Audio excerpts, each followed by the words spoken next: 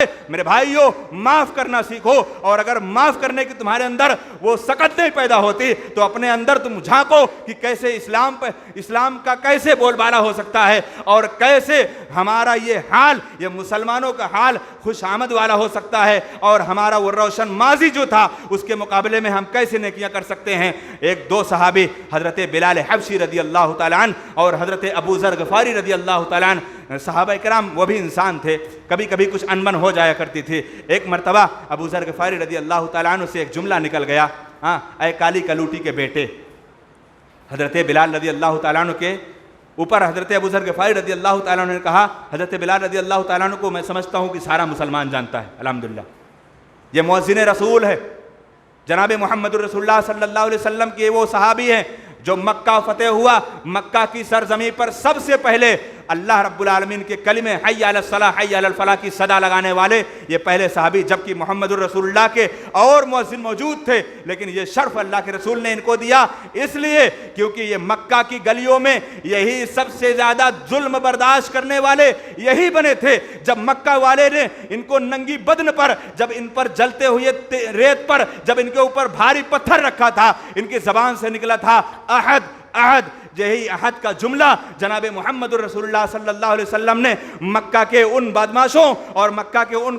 کفار مکہ کو دکھانا تھا کہ اللہ کے رسول صلی اللہ علیہ وسلم نے کیا مقام و مرتبہ حضرت بلال کو دیا جو تم لوگوں نے ان پر ظلم کیا تھا، اور یہ حق حضرت بلال کو اسی لیے دیا گیا کیونکہ مکہ میں جو سب سے پہلے جب کلمہ لا الہ الا اللہ پڑھنا اپنی موت کو دعوت دینے کے برابر تھا، اس وقت بلال نے کہا تھا احد احد، اللہ ایک ہے، اللہ ایک ہے، اور آج یہی شرف حضرت بلال کو ملتا ہے کہ حی علی الصلاح حی علی الفلاح کی صدائیں حضرت بلال ہی بلند کریں گے۔ مسلمانوں یہ ہمارا روشن ماضی تھا، اور آج ہمارا حال کیا ہے؟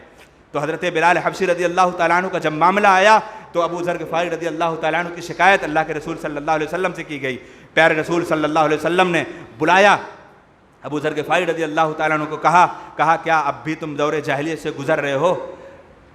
تو پیارے رسول صلی اللہ علیہ وسلم کے وہ صحابی اپنے اندر اتنی کڑھن محسوس کیے، اتنا اپنے آپ میں شرمندہ ہوئے کہ کاش میں اس وقت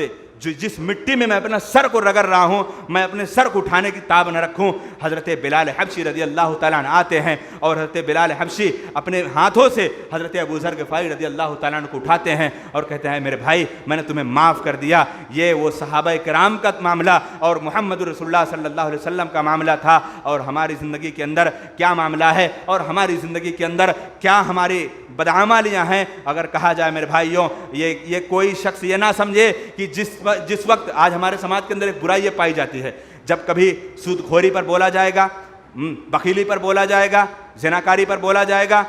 رشوت خوری پر بولا جائے گا، تو ہمارے ذہن کے اندر یہ ٹارگٹ آتا ہے کہ کون اس کا مصداق ہو سکتا ہے۔ نعوذ باللہ، یہ خیال اپنے ذہن میں کبھی نہیں پیدا کرنا۔ میرے بھائیوں، اگر توحید کی نعمت تمہارے اندر ہے تو بڑے خوش نصیب ہو، اور اللہ رب العالمین آپ کو سعادت مندی عطا فرمائے، اور اللہ رب العالمین آپ کی زندگی کے اندر وہی روشن ماضی، وہی تابناک ماضی کے مقابلے میں ہماری اپنی زندگی گزارنے اور ہماری اپنی زندگی کو سنوارنے کی اللہ رب العالمین توفیق وہ سقت دے دے۔ آخر میں رب العالمین سے دعا کرتا ہوں، وقت ساتھ نہیں دے رہا ہے، بات اور تھی، اور ہمارے شیخ فضیلت الشیخ ہمارے محترم اور ہمارے